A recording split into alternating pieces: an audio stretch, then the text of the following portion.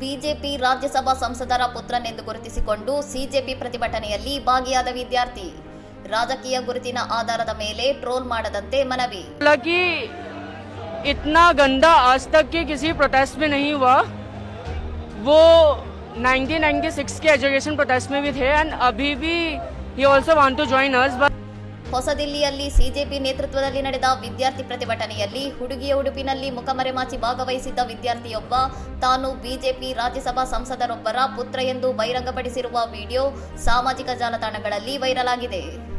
ರಾಮ್ಯಾಸ್ ಕಾಲೇಜಿನ ವಿದ್ಯಾರ್ಥಿಯಾಗಿರುವ ತಾನು ಅಸ್ತಮಾ ಹಾಗೂ 2ನೇ ಹಂತದ ಕ್ಷಯರೋಗದಿಂದ ಬಳಲುತ್ತಿದ್ದರೂ ಮುಂದಿನ ಪೀಳಿಗೆಯ ಭವಿಷ್ಯಕ್ಕಾಗಿ ಈ ಪ್ರತಿಭಟನೆಯಲ್ಲಿ ಪಾಲ್ಗೊಂಡಿರುವುದಾಗಿ ಆತ ಸ್ಪಷ್ಟಪಡಿಸಿದ್ದಾನೆ.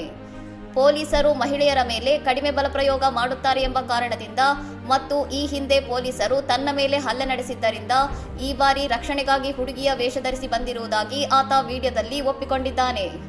ತನ್ನ ತಂದೆ ಬಿಜೆಪಿಯ ಸಂಸದರಾಗಿದ್ದಾರೆ ಎಂಬ ಏಕೈಕ ಕಾರಣಕ್ಕಾಗಿ ಸಹಪಾಠಿಗಳಿಂದ ಹಾಗೂ ಸಾರ್ವಜನಿಕರಿಂದ ತಾನು ನಿರಂತರವಾಗಿ ಟ್ರೋಲಿಂಗ್ ಮತ್ತು ಸಾಮಾಜಿಕ ಬಹಿಷ್ಕಾರವನ್ನು ಎದುರಿಸಬೇಕಾಗಿದೆ ಎಂದು ಆತಳ ಕಣ್ಣೀರಿನ ಮನವಿ ಮಾಡಿದ್ದಾನೆ.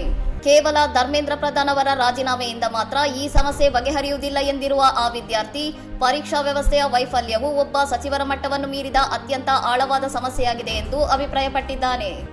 ಯಾರು ತಪ್ಪು ಮಾಡಿದ್ದರೂ ಅದರ ಹೊಣೆಯನ್ನು ಅವರ ಮಕ್ಕಳ ಮೇಲೆ ಹಾಕಬಾರದು ಎಂದು ವಿನಂತಿಸಿರುವ ಆತನ ವಿಡಿಯೋವನ್ನು ಪ್ರತಿಷ್ಠಿತ ರಾಷ್ಟ್ರೀಯ ಮಾಧ್ಯಮಗಳು ತಮ್ಮ ಸಾಮಾಜಿಕ ಜಾಲತಾಣಗಳಲ್ಲಿ ವ್ಯಾಪಕವಾಗಿ ಪ್ರಸಾರ ಮಾಡಿದ್ದು ತೀವ್ರ ಚರ್ಚೆಗೆ ಗ್ರಾಸವಾಗಿದೆ.